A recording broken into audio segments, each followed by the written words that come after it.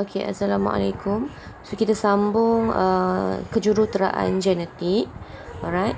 So yang ni biasalah kita ada apa ni?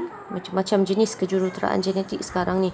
So kita ada GMO, genetic modification. So kita modify genetik buah, genetik sayur supaya hasilkan buah yang lebih besar, lebih segar. Okay, so samalah dengan kelapa sawit ni pun kita ada kejuruteraan genetik yang digunakan petani-petani gunakan. So contohnya kita kacuk. Okey, kejuruteraan yang pertama adalah kacukan lah. Okey, kacukan ni kita nak hasilkan sebenarnya kita nak hasilkan buah kelapa sawit yang mesokapnya tebal. Okey, so mesokap ni adalah dia punya kulit. Okey, sabut. Okey, so mesokap yang tebal tapi isinya nipis. Okey, isi rong dia nipis dan tempurung dia pun nipis. Sebab apa? Minyak sebenarnya minyak sawit tu kan yang awak menggoreng, guna untuk goreng tu, dia terhasil lebih banyak pada bahagian mesokap ataupun pada bahagian sabut. Okey, so pada bahagian isi rong, okey, ada minyak tapi tak banyak. So sekarang ni dah ada teknologi yang hasilkan santan sawit daripada isi rong kelapa sawit ni lah.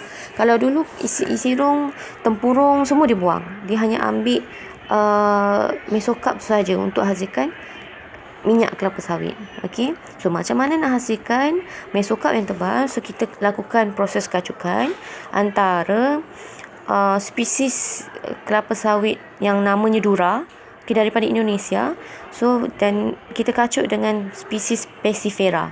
Okey, so bila kita melakukan proses kacukan, kita akan hasilkan buah kelapa sawit yang isinya nipis, tempurung nipis, saiz dia besar dan mesokap dia tebal, yang diberi nama Tanera. So sekarang ni pokok-pokok kelapa sawit yang ditanam di Malaysia adalah jenis Tanera.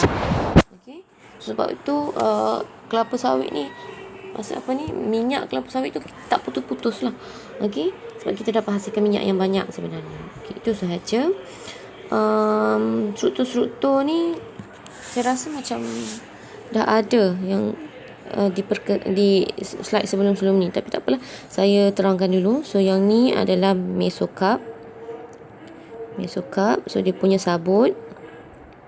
Okey, so yang ni adalah dia punya tempurung. Okey, so yang ni adalah isi rong ataupun isi kelapa sawit tu lah. Okey, isi buah kelapa sawit. Okey, so ni dia punya structure. Alright, so nanti saya akan tunjuk gambar yang lebih jelas lah spesies-spesies kelapa sawit yang telah dikacuk. Right, so seterusnya kita tengok kejuruteraan yang seterusnya adalah terapi gen. Okey, menggunakan gen untuk merawat atau mencegah penyakit dengan menyuntik gen ke dalam sel pesakit. Okey, so kalau ada pesakit-pesakit yang melibatkan gen ni, okey, kita boleh suntik gen yang baru, okey, gen yang normal kepada gen ke dalam sel yang mempunyai gen yang tak normal tu. So kita rawat secara terapi gen. Okey, ni baru sebenarnya, teknologi baru. So seterusnya B adalah pemindahan berayu yang boleh dilakukan pada haiwan ternakan. So kita pindahkan, katalah ibu kambing tu ataupun lembu, bila dia mengandung, dia beranak, anak dia mati. Memang selalu macam tu. Mengandung, beranak, mati. Tapi kita nak selamatkan baby kambing tu, so kita masukkan dalam kita ambil embrio lembu tadi tu, dalam lembu A, so kita masukkan ke dalam lembu B supaya anak tu dia berkembang dan dilahirkan secara sihat. Itu pun boleh juga. Okey, lagi yang ketiga adalah kejuruteraan. Yang ketiga adalah gen haiwan dimasukkan ke dalam nukleus bakteria untuk menghasilkan insulin manusia dalam teknologi DNA recombinant. Recombinant maksudnya dia combine gen lah antara gen haiwan So kita hasilkan insulin. Yang ni sebenarnya kalau detailnya adalah bio sebenarnya. So awak hanya tahu sajalah. So gen haiwan dimasukkan dalam nukleus bakteria untuk hasilkan insulin. Alright. Untuk rawat penyakit kencing manis. Seterusnya ni GMO, genetic modified, daripada organisma yang dimasukkan ke dalam tanaman ataupun ternakan untuk mendapatkan ciri-ciri yang kita nak. Contohnya kita nak terung. Macam mana lukis terung? So contohnya kita nak dapatkan terung ataupun pelam kan. Buah pelam, ataupun buah mangga yang besar.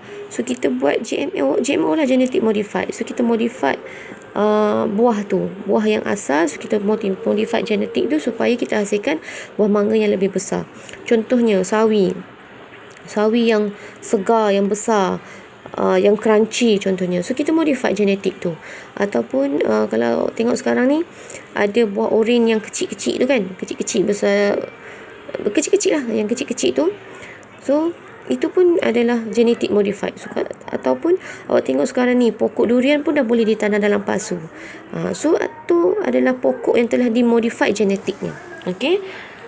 Lagi pengklonan. So pengklonan ni kalau awak tengok ada satu sahaja yang berjaya sebenarnya pengklonan ni. So yang diberi nama Dolly tu, kambing bini-bini yang diberi nama Dolly tu. So dia dah mati pada tahun 2010 kalau tak silap saya, Dolly ni.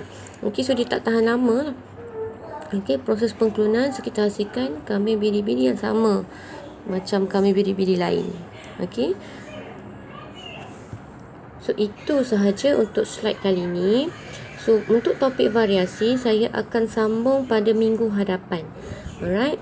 So kita ada dua jenis, variasi selanjar dan variasi tak selanjar, sikit saja. Alright. So untuk hari ini itu sahaja. Sekian, terima kasih.